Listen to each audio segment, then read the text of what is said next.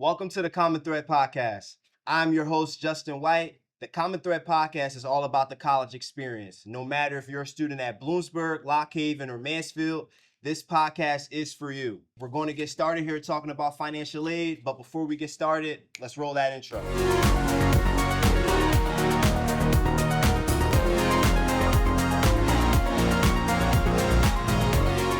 Welcome back.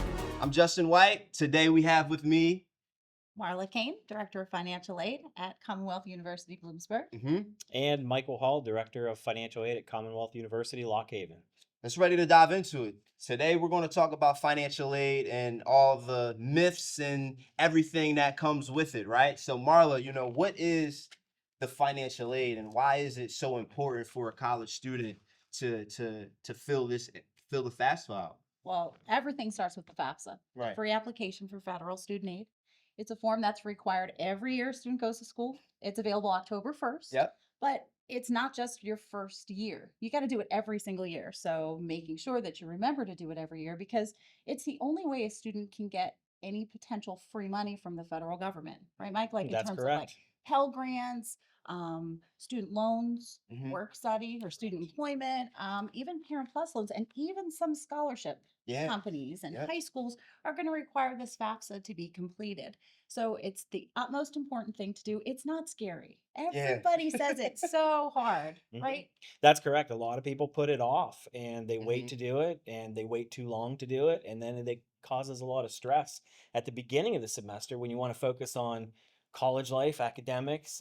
You don't want to think about doing your FAFSA at the beginning of the semester. You should have it done before you start. Oh, absolutely. Now, are there any deadlines when it comes to filling out the financial aid application too as well? Well, there are for our Pennsylvania state residents.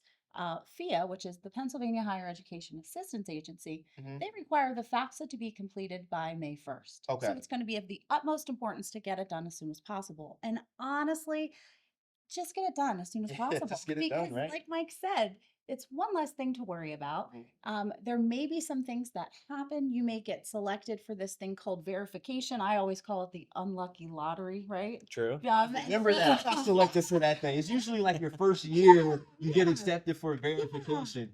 Listen, it's not that you did anything wrong by any means. It's just that there's a select population that the federal government picks, Mhm. and they're just doing a checks and balance. That's Yes. all it is. And we just got to work on their behalf and help out the federal government Yeah, and make do sure it. you did what you did correctly. That's right. So that's why it's so important. Get it done early. Let us get through all those steps. Let us get your aid available to you so that, like Mike said, you're worried about going and having a great time on Yeah. campus. And just from like an admission standpoint too, it's great to get this done as soon as possible. So then that way you can have those families and prospective students can have those conversations with us about breaking down what does it mean, right? Like what does these things mean? What is your estimated remaining balance to give you the prospective student and family an informative decision to make about as you're comparing apples to apples, as you're comparing colleges to colleges, right? Exactly. You complete that financial aid application, you're meeting with your admissions counselor, you're meeting with your financial aid counselor to discuss all of your options. And good thing about Commonwealth University is we give you your best offer up front. Mhm. From the very first, we give you your best offer. The moment you fill out that financial aid application, we get it back. We talk about your package. We give you your best offer up front. But now I'll kick it over to you, Mike. Can we talk about when a family sits down, right? They just got their acceptance letter back. They just completed, they now they're looking for next steps. Before they sit down and do that financial aid application, what is something that, they need to have so they can be prepared? Sure. So when a family sits down to do that FAFSA, number one, the key here is sit down as a family. It's important for the student to sit down with the parent. More often than not, we see parents, mom or dad, sit down and try to do the FAFSA without their student. And first of all, that's wrong. The student needs to log into their account, the parent needs to log in their account, and they need to complete the appropriate section. Again, more often than not, we see parents trying to be helpful, and then all of a sudden they end up with locked accounts Yeah. and they can't remember whose information they entered. So it's really important to find that weekend, and I know it's busy for students. Mhm. Find that weekend in the fall after it opens where they can sit down and they can work on it and they can do it together. Yeah. That's the most important thing. Now, the federal government takes a look at 2 years back. That's the tax returns they're going to look at. Okay. So it's really important. It can be helpful to have that information on hand. But again, everything that's happened over the course of the last 2 years with the FAFSA simplification process, there is very limited, if any, manual entry that's required when a family sits down to do the FAFSA. So is it a good idea to have a copy of the tax transcript? Absolutely. I think what parents will find is that it's much easier to complete, as Marla originally stated, than perhaps what they're prepared for. Right. So sitting down together, working on it, getting it knocked out in a weekend, that's the key. Parent and student in the same room. Yeah, parent, student, same room. So then that way, again, there's no miscommunication, right? Correct. There's no like, oh, I forgot to do this, and then you got to log back in, and then Correct. it just be it just I get Correct. it. And Marla, you can attest to this. How often do we see the parent signs their segment of the FAFSA, but not the student, or vice versa? Exactly. Exactly. And with that being said, Mike, that you just led into another important topic. You do need to have what's called a studentaid.gov account. Yes. It used to be called an FSA ID, Mhm. Federal Student Aid ID. Very simple. Think of it like your Amazon. Yeah, your Amazon username, right? You wouldn't share that with anybody, would Oh, you? no How about doubt. you? No You way. should. No you should. way. I No mean, I way. have some things I'd like to order. No, that's right. My kids have ordered things as well. Anyway, so this FSA ID or student aid account Yeah. is a username and password, and the student needs their own, Mhm. and one parent needs their own as well. So, like Mike said, you want to sit down and do it together as a family because you don't want to create one for your student and they have no idea what their password is, or you have no idea what the color of the car is when Mike, you put your color of your car down when you were in high school. Correct. That's not right. We don't want that to happen. Okay. Yes. So it's Yeah. going to be important to get that up front. That way you have it, write it down and store it in a secure space because you're going to utilize that studentaid.gov account every single year.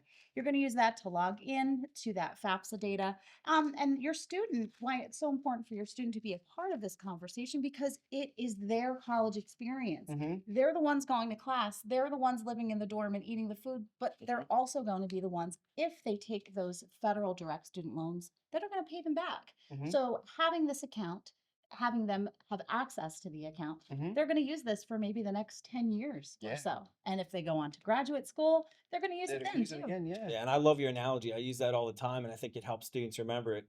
You can't shop online without your account. You can't complete your FAFSA without your studentaid.gov account. Right. And that's and that's a great point that you all mentioned too, especially when we transition into after the student completes the financial aid application, right? They get Mhm. their package back. They meet with someone from both of our offices to discuss what does everything mean on your financial aid application.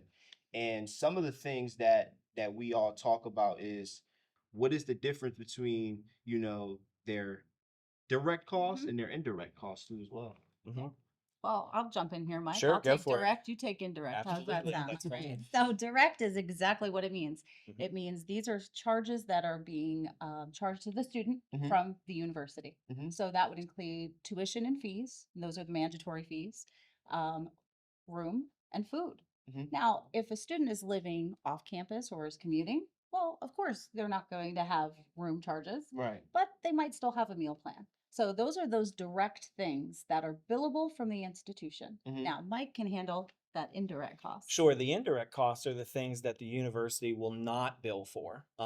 We are required by the federal government to Mhm. have these as components of what's known as cost of attendance. We often refer to it as well internally as a budget, but Mhm. every student has a budget or cost of attendance. Okay. So students will see these indirect costs on their financial aid notification. Indirect costs include things like miscellaneous expenses, transportation, cost allowance for personal items, and things of that Mhm. nature. Now, students and parents will often panic when they see the Yeah. financial aid notification, Yep. and they will say, Yes. "How do you know that I am going to spend $1,000 per On travel. semester on travel. transportation?" Keep in mind, that is a number that we have sat down and we have estimated, and we have made a reasonable attempt to come up with a number there to report back to the federal government as part of the cost of attendance. Just keep in mind, when you look at the financial aid notification, we aren't billing you for those indirect costs. Yes, we are They not are- billing you for that. I No. promise. They are meant to be simply an estimate to help you start to make some educated decisions around what finances might look like. Right. And yeah, that's indirect. And did I miss any other categories there besides transportation, personal, miscellaneous? Books and Books. supplies. Books and supplies is They another can one. vary too, right? That's correct. Sometimes you might, get the online version. Mhm. That's a lot less expensive than, shopping and getting the actual hard copy version too. Exactly. Correct. So, yeah. Absolutely. Exactly. And like Mike said, I like how it's explained as a budget. Yes. So Yeah. if as a family, especially for the supporters and the families out there, think of it like your budget. Like you Mhm. budget a certain amount of things for your house, right? You don't always go up to what that budget is. So Exactly. think about that. And Exactly. when you're looking at that component. And when you're looking at our financial aid notifications, Mhm. pay special attention to the very top Yes. area, because we did that on purpose to make it a little bit easier. A very simple math equation Yeah. where you take a look at the expected or the estimated amounts, Mhm. and then minus, the gift aid that's available, minus the loans. And it just makes it a little bit easier for families to understand by just focusing in on that area and trying not to focus on those indirect costs. Correct. Because you're right, that is the area that truly confuses our Yeah, families and because- students. Because like I told you all earlier, our offer will be given to you. The best offer will be given to you up front. We're not hiding any scholarships, any aid, Mhm. anything at all. Once you apply and you qualify for a merit scholarship, that'll be exactly in your application portal and will be given to you directly, and will also be on your financial aid package if you qualify for a merit scholarship too as well. Are there any other additional ways a student can get access to aid, or any type of ways where, like, what is your best recommendation for a student that way they can meet the difference between Oh, like sure. their estimated balance and things like that? Well, the first thing I always like to say is I want students to get other people's money, plain and simple. Mhm. So, scholarships Yeah. and outside scholarships. The first place to start for incoming students would Mhm. be at their high school. There is Yeah. a tremendous amount of money at high schools and from alumni. Mhm. And it may be that they have to write essays, it may be that they have to take a test in some cases at these schools. But what's really great is that they are a smaller population. Yeah. So they really want to apply for those. You want to seek them out if they're working somewhere.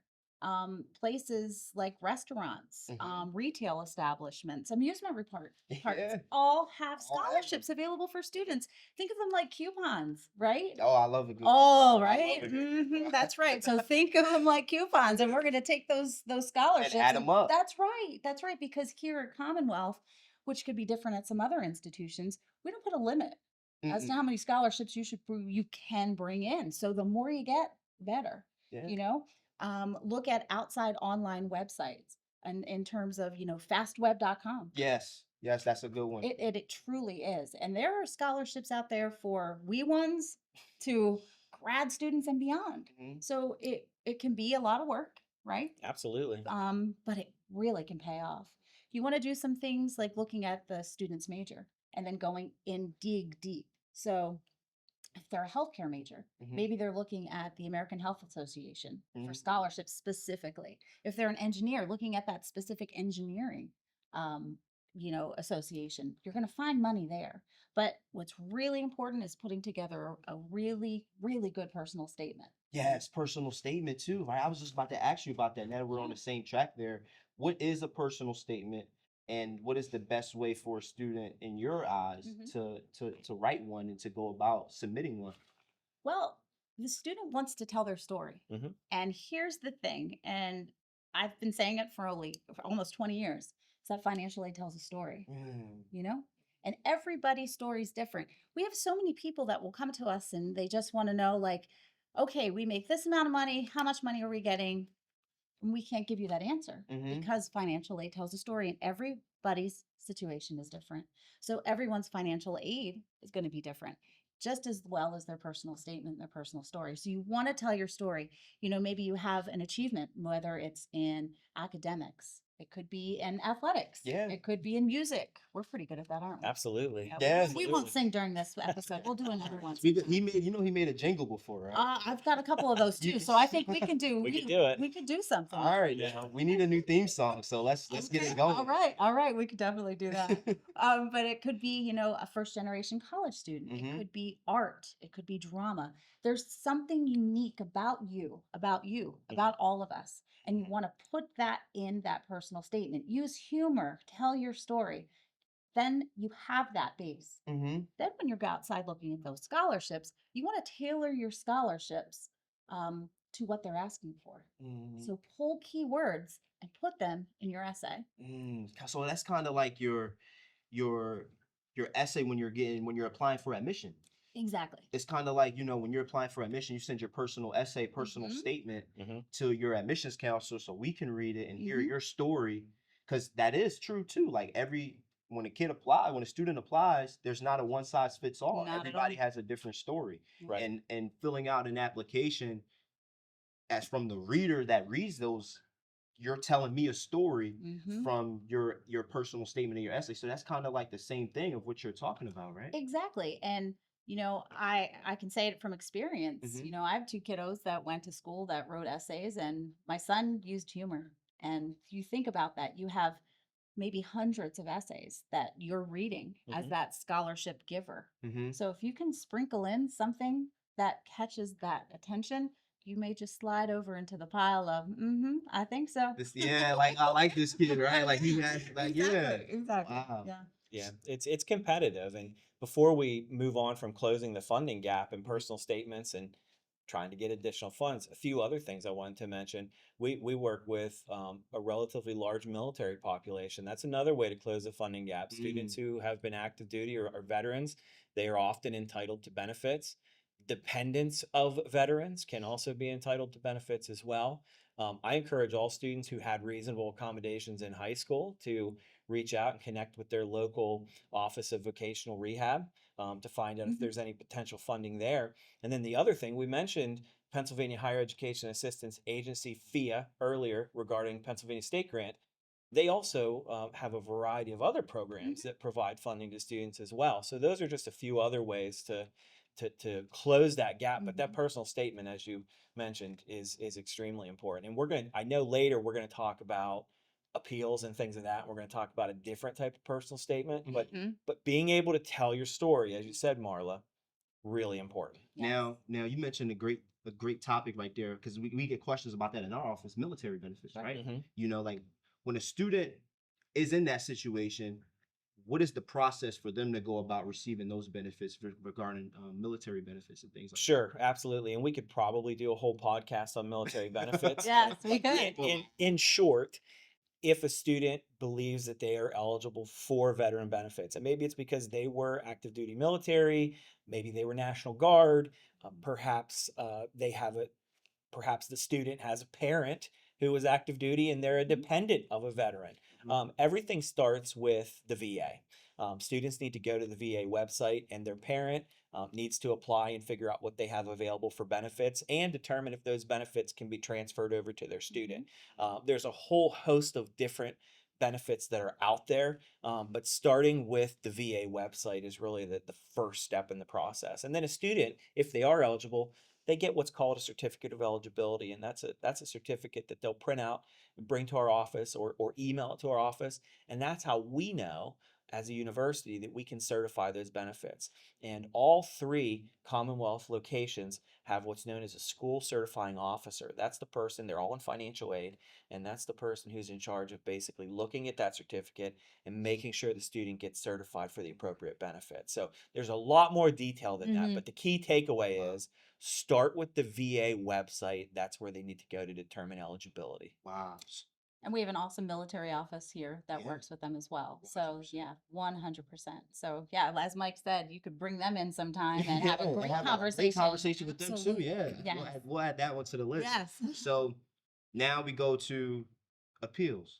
A student might have, for whatever reason, might have had a struggle transitioning in, and their financial aid might be on probation, might be taken away for whatever reason. how do we go about correcting that and having those conversations with prospective students and financial aid appeals and things like that too? We have a variety of appeals. So I think we can break it down just for our incoming students first. Okay. So for our incoming students, the more popular ones that we see are what are called an SAI appeal. And I think we should probably start with that Yeah, first. what is That's the S? Yeah, go ahead. What is the okay. S? What is SAI? So the FAFSA, the free application for federal student aid, is again where everything starts. And from a family putting in their information, like Mike said, it's prior, so 2 years ago, a number is derived from Mhm. that. And it's called an SAI, Student Aid Index. That helps determine a student's eligibility for free money. So think of it like this: the lower your money, the lower your SAI, the more free money a student would be eligible for. So as this starts to go up, you can see how that goes down. Mm-hmm. Make sense? Makes sense. Yes. 100%. Yes. So the SAI is Yeah. the SAI appeal is really the biggest one that we see happening Mhm. because we have families that, an extenuating circumstance may have occurred in their family. Maybe someone lost their job or there was a reduction of hours or someone got a divorce. Unfortunately, if someone has passed away, but something has happened in a family's life that has means that their income is completely different than what occurred those 2 years ago. Right. And that appeal will allow us to do what's called professional judgment. Mm. Now, it's not as simple as it seems, but it's not hard either. Okay. Just like Mike said, and we talked about that personal statement, you've got to give a little bit of information, a little backstory. Mhm. Then you have to provide the documentation to support it. And now listen, Mike and I, we're not the bad guys. I just want to make that very clear. We are not the bad guys, okay? They are not the bad guys. No, we are not, okay? It is a federal law, a federal requirement for us to collect the documentation for us to be able then to compare Mhm. of what was 2 years ago, or maybe even last year, or could have Right. even occurred this year. Mhm. We've got to compare. We've got to put that data in there and then see if it makes a difference. Now, I think it's also important to know that that has nothing to do with Commonwealth University funds, that Mm. this SAI appeal is really for those federal funds Mhm. and trying to see, is there any way that we can take that number and bring it down to So that this side can maybe, go up. exactly, maybe Gotcha. get some free funds for Picking the up what you're student. putting down. Yeah. Next time I'll bring a wheel and a Yes. heavy and we can play. You can demonstrate it. Yeah. So, that tends to be the more popular one. It's not a guarantee. Mhm. So I don't want folks to think that just because you've done this, that you're going to get any free funds. Now, we talked about FIA repeatedly. Mhm. They have a completely separate process. And I think that's really important for family supporters and students to know is that FIA is completely different from FAFSA. So while we may make a decision, right, Mike? Yeah. FIA may make a completely different decision and they have their own appeals process. And we have to understand that because they are their own entity. They have their own policies, procedures, rules for their own funds. So that tends to trip up students. But Mhm. the great thing about our office is we have financial aid counselors, Yep. dedicated financial aid Yes. counselors based upon their last name of the student. Mhm. So we're going to follow a student from the moment they come in Yep. up until graduation and beyond. It's a relationship, right, Relationship. Mike? Absolutely. It reminds you of the high school kind of counselor That's right. feel, It's right? it's a high level service. It's like they have their own personal agent. Yeah. Yeah. Essentially, just like when you apply for admission, you have your own admissions counselor, and then just like how when you apply for financial aid, you have your own financial aid counselor that can guide you on the financial aid process and Right. everything that comes with that, for Yeah. sure. Yeah, it's like a, Absolutely. it's like a high five that admissions gives Yeah, to it's financial like aid, it's like right? a high five. That's right. Absolutely. Yeah. Absolutely. So that most more popular one, like I said, was that Mhm. SAI appeal, and then we have some other appeals. Well, the other one is a cost of attendance appeal. So if you Mm. remember, we talked about cost of attendance or budget earlier.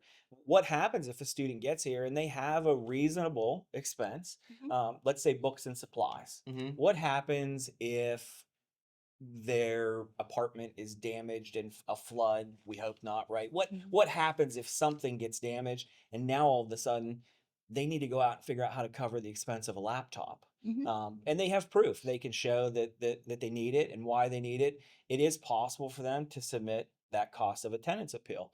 That cost of attendance appeal is then reviewed by a counselor to deem that it's appropriate. And so that cost of attendance or that budget, rather than being $600 for books and supplies, we can raise it. Mhm. And that cost of attendance number, without getting into too much detail, it really drives how much a student can borrow. Exactly. So it may be necessary now for that student to borrow additional funds so that they can go out and replace their laptop. And the same can be said for any of those components, personal expenses and things of that Exactly. nature. So that's the cost of attendance appeal. And most of the time we see that, I think, with our current students Yes, I think so. more More so than sophomore, our junior, senior yeah, year. more so than our new Yeah. students. So Yeah. Yeah, for sure. that's the other one. The other type of appeal I was going to mention, a dependency Oh, appeal. that's what I was, you got Yeah, it. let's think alike. So the other one you can pick up here for me if I miss anything, but the dependency appeal, we will often have students who will come to us and say, I don't think that I am a dependent student. I am Mhm. very much on my own and I am independent. And I think we all like to say that, right? We all wanted to say that when we were coming out of high school. But this applies to students who are new and incoming. It also applies to current Mhm. students as well. A dependency appeal, or a dependency override, as we sometimes call it, it's another one of those professional judgments that we Mhm. can make in the financial aid office, that a counselor will make, and students provide a personal statement. And there's also documentation required for this as well. And that, again, that's federal requirement. We are required, if we are going to make a student an independent student, we have to prove that they are in fact independent and meet one of, or perhaps multiple, special circumstances. Right. I'll leave that there. What else do you want to add on? Because this is a complex category. Everybody wants to be independent, but not everybody is. Not everybody is. Yeah. Yeah. So anything you want to add to that? No, there are stipulations as to a student being independent. You know, they have to be over 25, over 24. You know, that's number one. But in order to be considered to be independent, they would need to be potentially married or have a child. They would need to be active military, which is called up by the President of the United States, if that were to be the case. There's some other things, such as if a student is deemed homeless, and then some cases of some really extenuating circumstances, maybe abuse, neglect, so those kinds of things.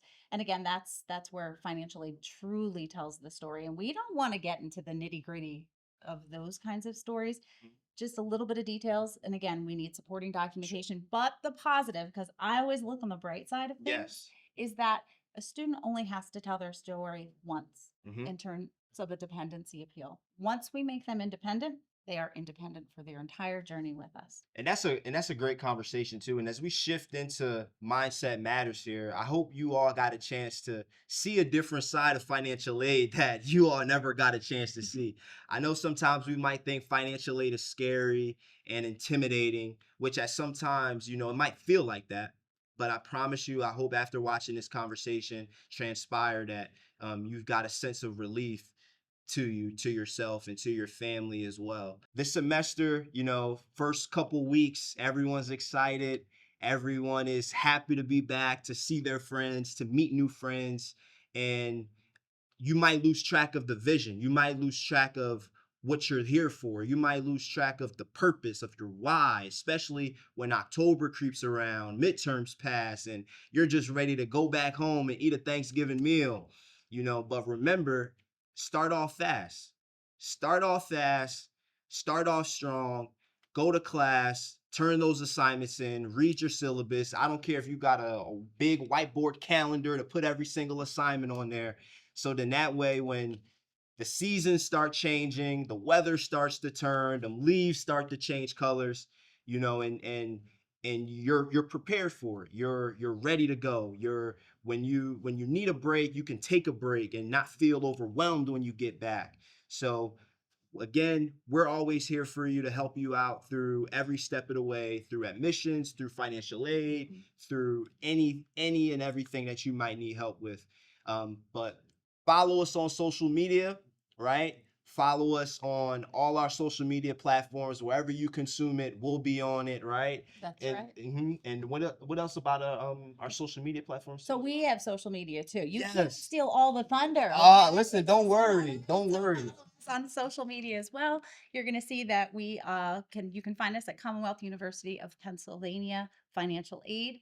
Lots of great information is posted there. Something else just to remember too Mhm. is make sure your students check your email. Yeah. It's really important from a variety of reasons. Not only check your email, but also ask questions in down below too as well, because somebody else might have the same question, Mhm. and our financial aid team will be monitoring the chat. Thank you for joining. Thank you. Thanks for having This us. was a phenomenal conversation, and again, I hope that the viewers are watching got a chance to see that financial aid isn't as scary as all the myths and people might say that it is, right? For sure. And again, follow us on social media. My name's Justin White. I'm your host. Have a great night, everyone. Hope to see you on campus soon.